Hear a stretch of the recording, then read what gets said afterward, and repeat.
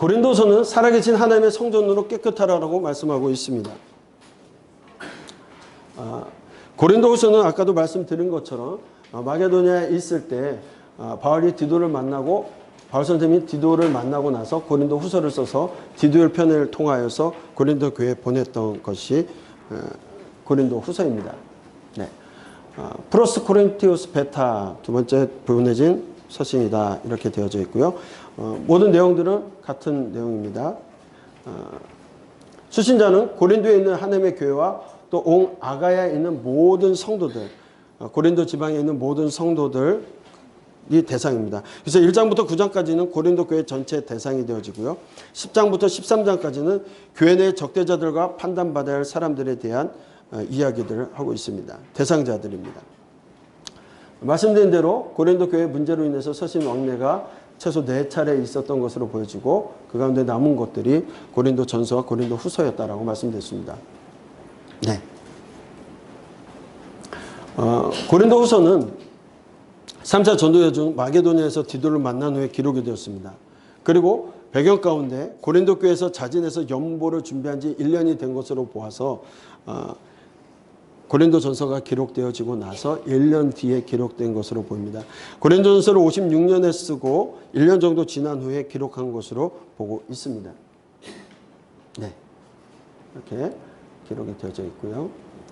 기록 목적입니다.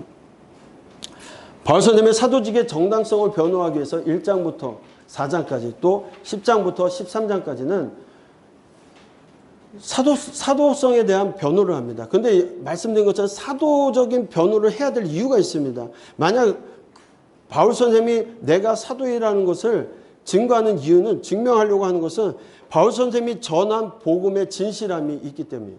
만약 사도가 아니라고 해서 그분이 전한 것이 거짓이 된다면 바울 선생님이 전했던 모든 복음의 메시지들이 거짓이 되는 겁니다. 그렇기 때문에 바울 선생님 사도직의 정당성을 변호하며 나타내고 있습니다.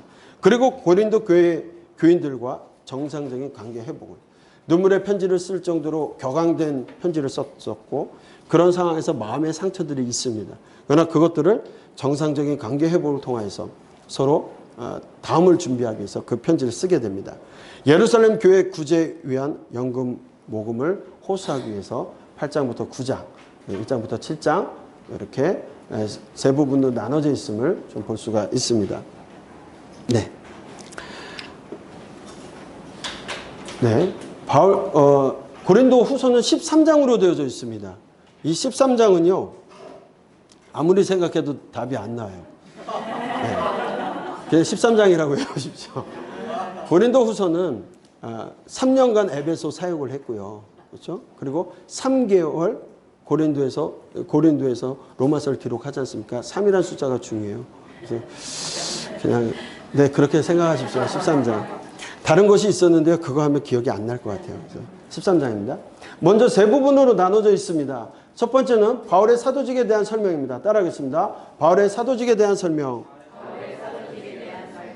두 번째는 고린도 교회를 향한 격려와 권면. 그리고 또 세 번째는 바울의 사역에 대한 변호입니다. 바울의 사도직에 대한 설명과 변호로 앞뒤에 이렇게 1장부터 6장까지 10장부터 13장까지 되어져 있고요.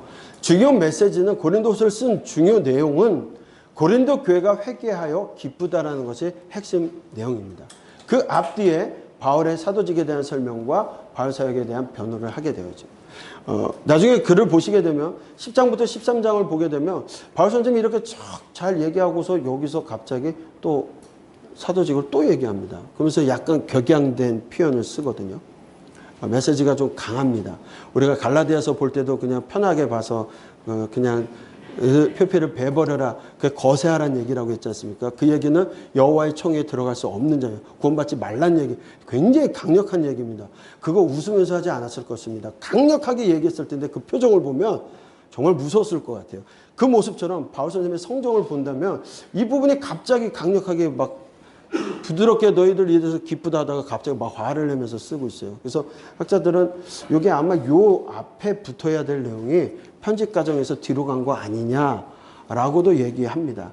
근데 저희가 볼 때는요, 잘 얘기하고 얘기 다 정리하다가 갑자기 생각나서 그 부분에 대해서 더 이렇게 쓰실 수도 있을 것 같아요. 그래서 지금의 형태로도 분명하게 바울 선생님이 그렇게 기록했을 것으로 보여집니다.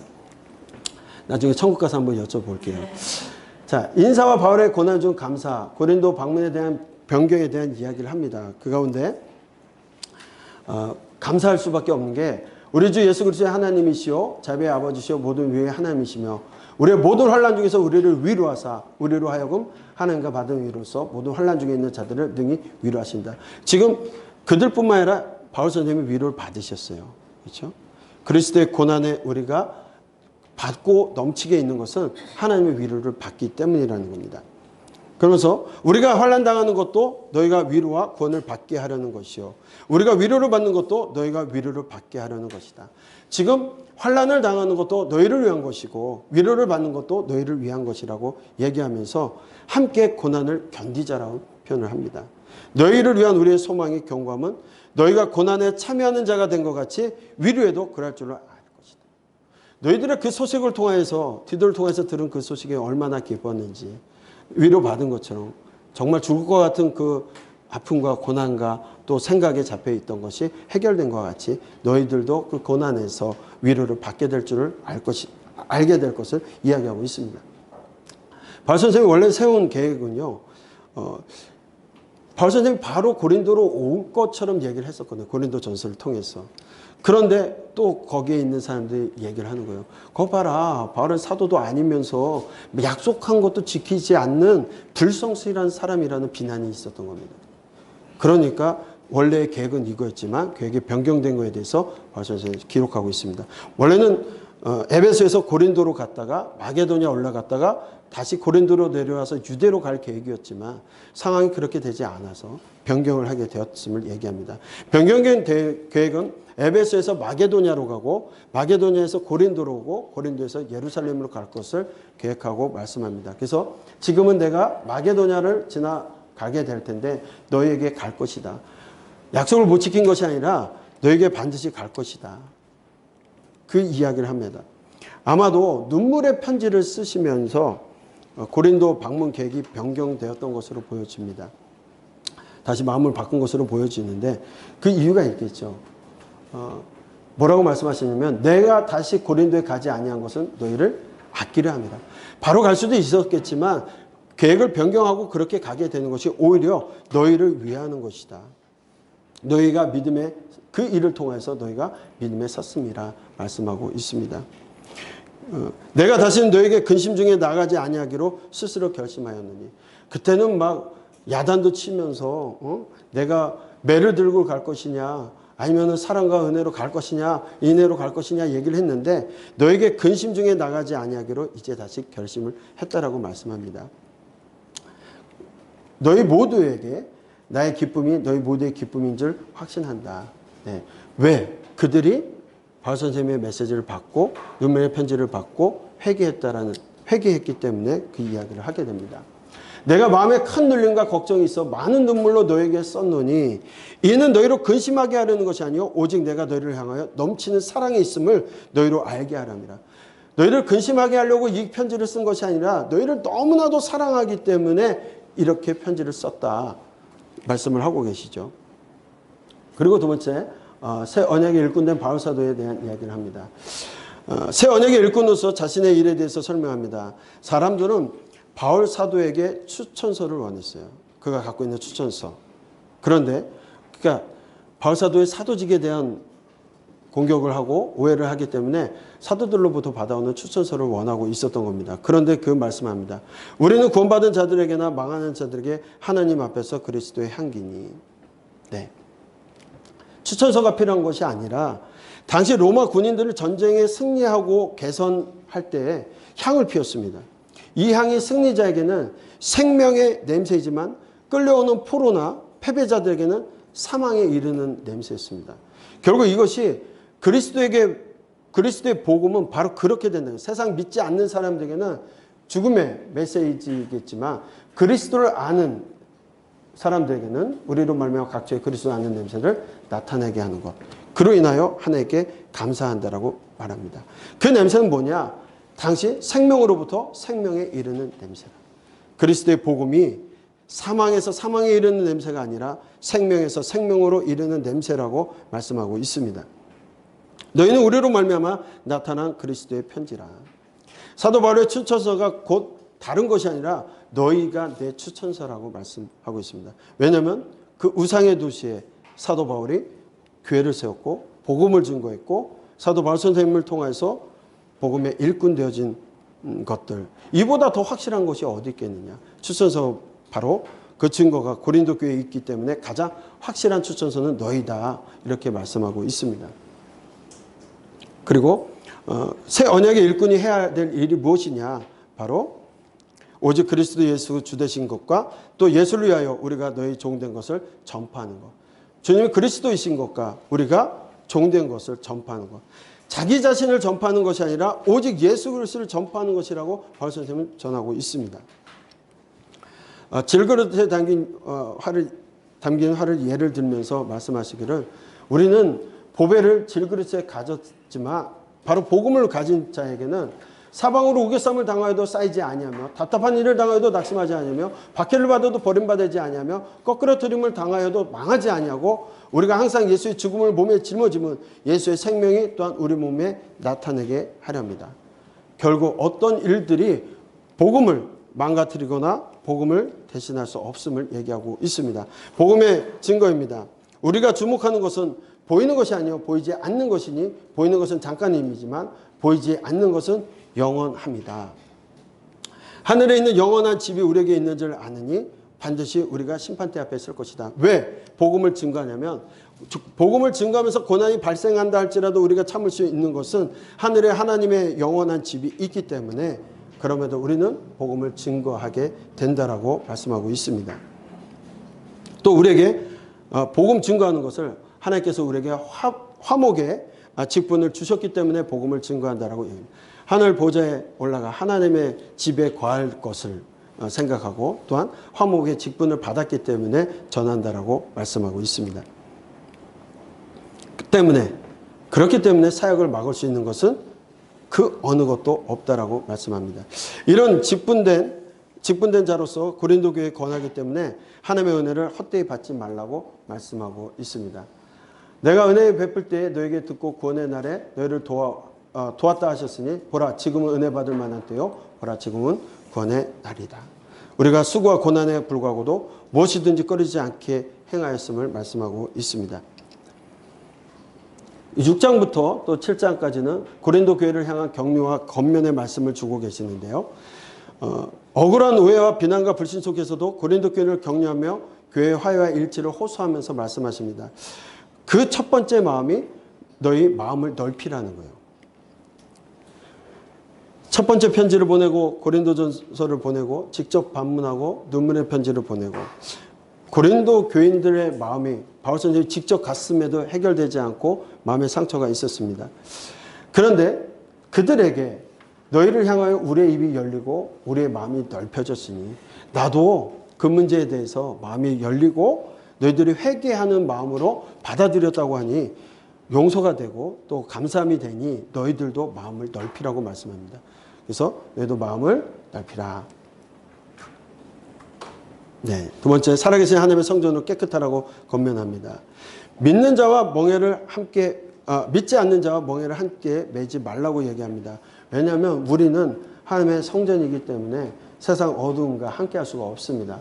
빛과 어둠이 어찌 사귀며 어떻게 같이 할 수 있겠느냐. 하나님의 성전과 우상이 어찌 일치가 되겠느냐 말씀하시며 우리에게 거룩함을 온전히 이루어 육과 영의 온갖 더러운 것에서 자신을 깨끗게 하라고.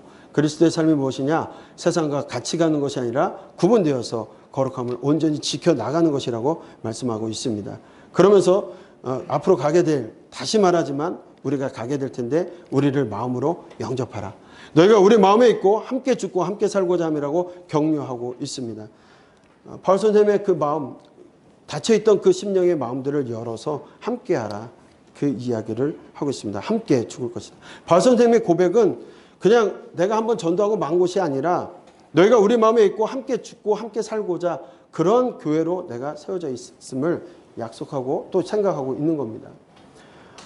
가장 중요한 부분이 고린도후서 기본적으로 썼던 내용에 너희 교회 고린도 교회 회개로 인하여 기뻐하고 있다라는 겁니다. 디도가 가져온 고린도 교회 소식이 너무나도 기뻤을 겁니다. 마게도니아에 이르렀을 때 육체가 편하지 못하였고 사방으로 환난을 당했습니다.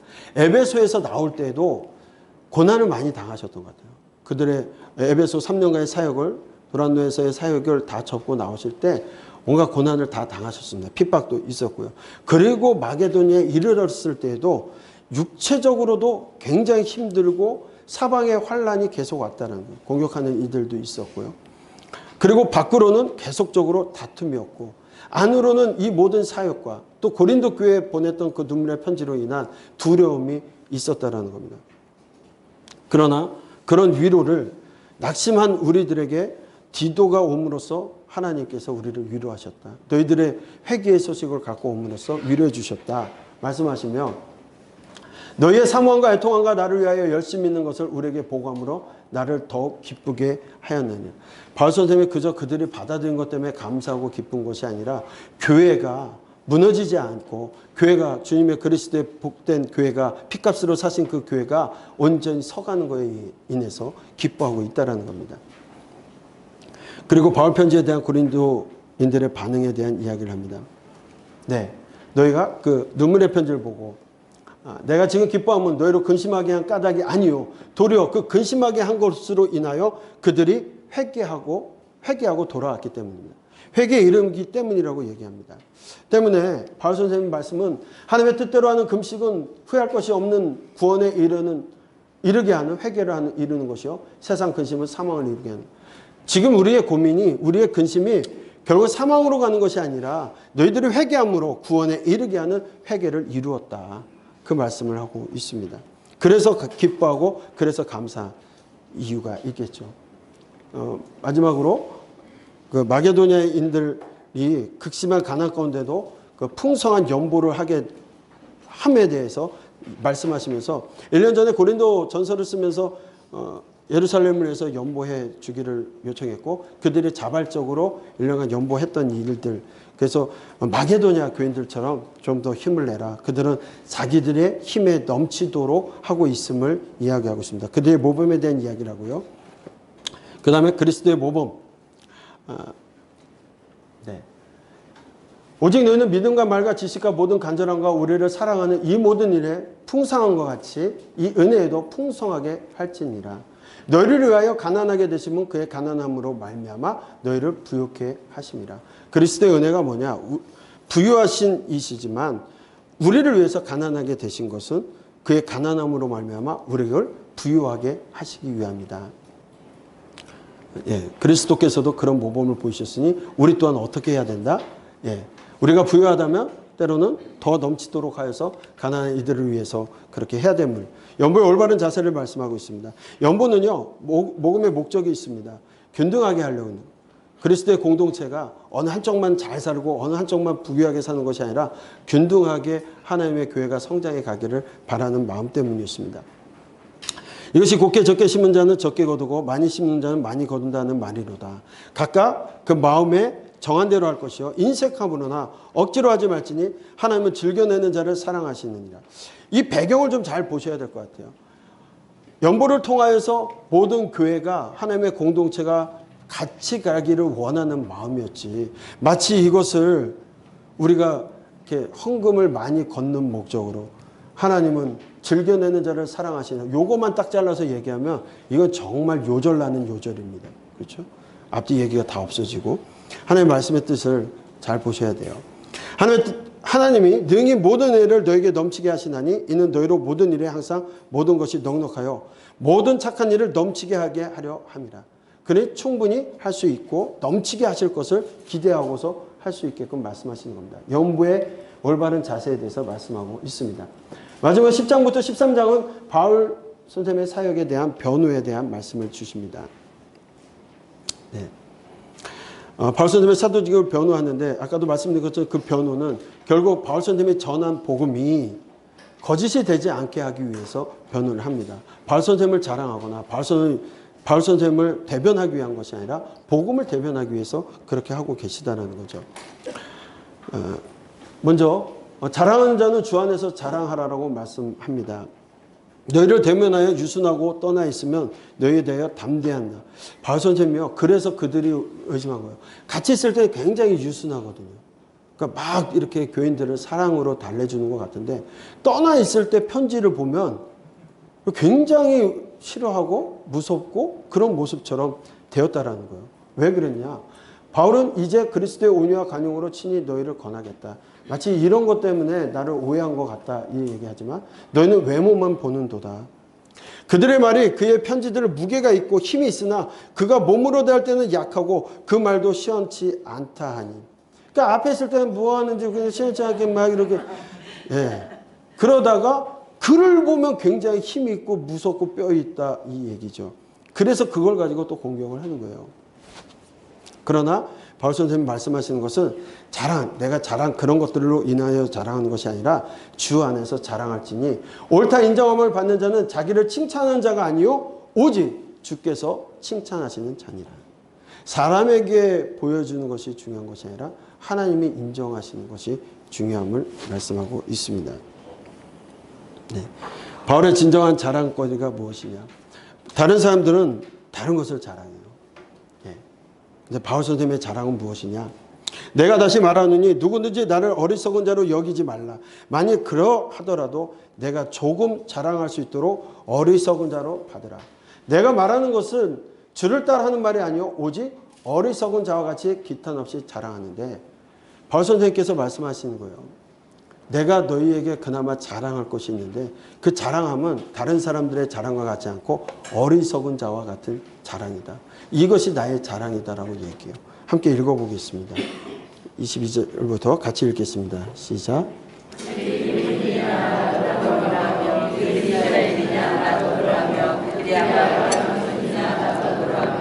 그들이 그리스도의 일꾼이야 정신없는 말을 하는 것과 나는 더욱 놀랍다. 내가 소를 넘치도록 하고 우리가 갇히게도 많이 하고 그래도 수없이 많고 여러 번 죽을 뻔하였으니. 네, 바울 선생님 그런 말씀하세요. 너희들이 그렇게 얘기하는 너희들이 사도성이 있다고 하고 내게 사도성이 없다고 얘기하는 너희들이 히브리이냐? 나도 그러하고 그들이 이스라엘이냐? 나도 그러하며 그들이 아브라함의 후손이냐? 나도 그러하다. 그들이 그리스도의 일꾼이냐? 그리스도의 일꾼이라고 말하는 너희들 정신없이 말하고 있지만 나는 더욱더 그렇다. 내가 수고를 넘치도록 하고 옥에 갇히기도 더 많이 하고 매도 수없이 맞고 여러 번 죽을 뻔하였으니. 우리 1차, 2차, 3차 전도 여정을 봤습니다. 돌에 맞아 죽기도 하셨죠. 거기는 사람들이 죽은 줄 알고라고 되어 있는데 죽은 겁니다. 율법에는 돌로 쳐서 죽일 때는 반드시 죽여야 됩니다. 죽이지 않으면 그 죄가 자객이 와요. 그렇기 때문에 반드시 죽이게 됐습니다. 바울 선생님 죽으신 거예요. 근데 하나님께서 살리신 거죠. 성경은 죽은 줄 알고라고 표현되어 있지만 돌에 맞아서 그런 고난도 당하셨어요. 그리고 다시 어디 갑니까? 자기 고향으로 도망가는 것이 아니라 교회를 세우기 위해서 자기를 돌로 쳐 죽였던 그 사람들이 교회에 가만두지 않았었겠죠. 교회가 경고히 되지 않았을 때 다시 그 교회 가서 야 바울 죽었으니까 우리들 가자 하지 않았을 겁니다. 교회를 공격하는 그들에게 다시금 교회를 경고히 세우기 위해서 쫓아가요. 길의 위협도 받고요. 매도 수없이 맞습니다. 더 읽어볼까요? 유대인에게서 40에서 하나 감한 매를 5번 맞았으며 3번 태장으로 맞고 1번 돌로 맞고 3번 파손하고 일주야를 깊은 바다에서 지냈으며 여러 번 여행하면서 광의 위험과 강도의 위험과 동족의 위험과 이방인의 위험과 신의 위험과 강의 위험과 바다의 위험과 거짓 형제족의 위험을 당하고. 여러분 유대인들은요 율법에 40대를 때리면 40을 딱 맞춰야 되는데 실수로 41대를 때리면 율법을 어긴 거예요. 그래서 이후에는 어떻게 하면 40에서 하나를 감해서 때리기 시작하는 겁니다. 넘치지 않게 하기 위해서. 이 태장은요 40대를 맞으면 죽는다라고 생각을 하는 거예요. 그런데 그걸 몇 번이나 맞으셨다고요? 5번. 왜 맞으셨을까요? 복음 때문에. 복음 증거를 위해서. 3번 태장을 맞고 1번 돌로 맞고 3번 파손하고 일주야를 깊은 바다에서 지냈습니다. 여러 번 여행하면서 강의 위험과 강도의 위험과 동족의 위험과 이방인의 위험과 신의 위험과 강의 위험과 바다의 위험과 거짓 형제들의 위험을 당하고 산을 넘어야 되고 강을 건너야 되고 비가 오고 물이 넘치면 범람하면 길이 사라지고 죽을 고비도 넘기는 그런 일들을 바울 선생님이 고백합니다. 고린도후서 3장. 또 이렇게 씁니다. 또 수고하며 애쓰고 여러 번 자지 못하고 줄이며 목마르고 여러 번 굶고 죽고 헐벗었노라. 이 외의 일은 고사하고 아직도 날마다 내 속에 눌리는 일이 있으니 곧 모든 교회를 위하여 염려한 것이다. 누가 약하면 내가 약하지 아니하며 누가 실족하게 되면 내가 애타지 아니하더냐. 내가 부득불 자랑할진대 내가 약한 것을 자랑하라. 바울 선생님의 자랑은 세상의 자랑이 아니라 복음을 위해서 돌에 맞고 태장을 맞고 죽을 고비를 넘기고 그렇게 애쓰고 그렇게 자지 못하고 그렇게 줄이고 그렇게 춥고 헐벗었는데 그 복음을 위해서 그 일을 한 것 외에 아직도 날마다 내 속에 눌리는 일이 있다는 그것은 뭐냐면 교회를 위하여 염려. 고린도 교회 문제가 생겼을 때 복음에 증거하였던 그 교회 문제가 생겼을 때 교회가 어떻게 되지는 않을까. 그 일로 인하여 그렇게 고난을 당한 것보다도 그렇게 애썼던 것보다도 교회 하나님께서 세우신 그 교회가 문제가 될까 봐 염려하며 누구 하나 약하면 나조차도 약하고 성도 하나 아파하면 목사가 같이 아파하고 누구 하나 실족하면 내가 애타지 않겠느냐.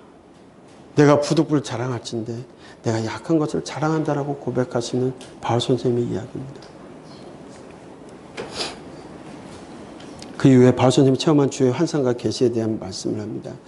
환상과 계시를 보게 되는데 내가 이런 사람을 위하여 자랑하겠으나 나를 위하여 약한 것들 외에 자랑하지 않겠다. 바울 선생님이 사도성을 주장하면서 내가 다른 사람보다 분명하게 더 많은 것들이 있지만 오히려 반대로 나의 약함을 자랑하겠다고 얘기하면서 복음을 위해서 그렇게 3차 전도여정 이것으로 고생이 끝이 아니죠.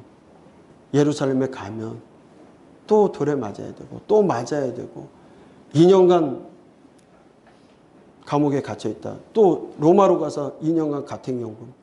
그러고 나서 5차 전도여정하고 마음에 든 감옥에서 마지막 참수당하는 그 모습. 나를 위하여 약한 것 왜 자랑하지 아니하리라는 말씀을 합니다. 그러면서 여러 계시를 받은 것이 지극히 크므로 너무 자만하지 않게 하시려고 하나님께서 내 육체에 가시 곧 사탄의 사자를 주셨으니 이는 나를 쳐서 너무 자만하지 않게 하라. 평생 건강한 모습이 아닌 학자들에 의해서는 뭐 간질이었을 것이다 뭐 이런 얘기도 하지만 이런 표현을 합니다. 내 육체의 가시로 자만하지 않게 하셨다. 하나님께서 그렇게 하셨다. 이것을 내게 떠나게 하기 위하여 내가 3번 주께 간구하였지만 하나님께서는 내 은혜가 네게 족하다라고 말씀하세요. 이거 고쳐주시면 복음 전도를 위해서 내가 더 헌신하겠습니다가 아니라 있는 그대로 그 모습 그대로 도리어 크게 기뻐함으로 나의 여러 약한 것들에 대하여 자랑하리니 이는 그리스도의 능력이 내게 머물게 하려 함이라. 내가 그리스도를 위하여 약한 것들과 능욕과 궁핍과 박해와 공고를 기뻐하노니 이는 내가 약한 그때에 강함이다 라고 말씀하고 있습니다. 그리고 고린도 교회에 방문할 것에 대해서 준비하라고 말씀합니다. 재정이 부담되지 않기를 바라는 바로의 염려로 인해서 재정적인 부담을 주지 않기 위해서 말씀하고요.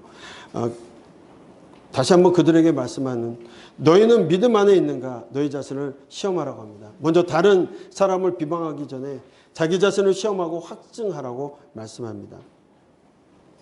우리가 버림받은 자가 되지 아니한 것을 너희가 알기를 내가 바라고. 바울 선생님 그 전도 일행들이 너희들로부터 버림받지 않은 것을 증명하라는 것으로 너희 안에 믿음이 있는지를 시험하고 확증하라고 말씀합니다. 고린도 후서를 정리합니다. 고린도 후서는 바울 사도의 간절하고 적절한 마음이 녹아 있습니다. 지식과 지혜와 은사와 예수 그리스도를 증거하는 자랑하던 고린도 교회이지만 실상은 그들의 모습은 하나님 앞에 어리석은 자와 미련한 자와 다름이 없었습니다.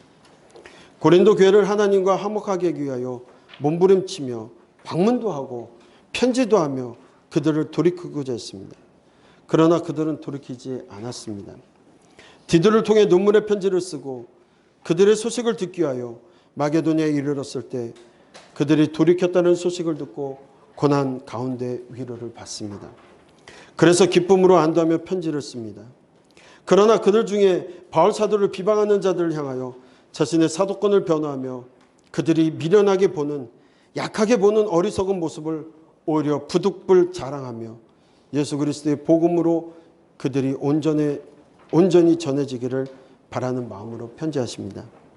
바울 선생님은 사도로서의 자질과 출신과 능력이 그 어떤 사도보다도 못하지 않으면서 뿐만 아니라 여러 계시를 받았지만 자신은 그리스도를 위하여 약한 것, 능욕, 궁피, 박해, 공고를 기뻐하면서 자신의 약함을 자랑하십니다. 약한 그때 강합니다. 거짓 사도들의 가르침을 받아 복음에서 멀리 떨어진 삶을 사는 그들에게 올바른 신앙의 길을 가고 있는지 스스로 살펴서 예수 그리스도의 신령한 교제를 나누기를 원한다는 내용으로 권면하며 인사를 편지로 마무리합니다. 바울 선생님은 자신의 명예를 위함이 아니라 그가 전한 복음이 거짓이 될까 봐, 세워진 교회와 성도가 무너질까 봐 노심초사하며 사도권을 변호하고 예수 그리스도의 주되심만을 자랑하고 예수 그리스도를 위하여 항상 교회 성도를 염려하며 예수 그리스도를 위하여 능력과 궁핍과 박해와 공고를 기뻐하며 자신이 약함을 자랑하는 모습을 고린도 후서를 통해서 볼 수가 있습니다.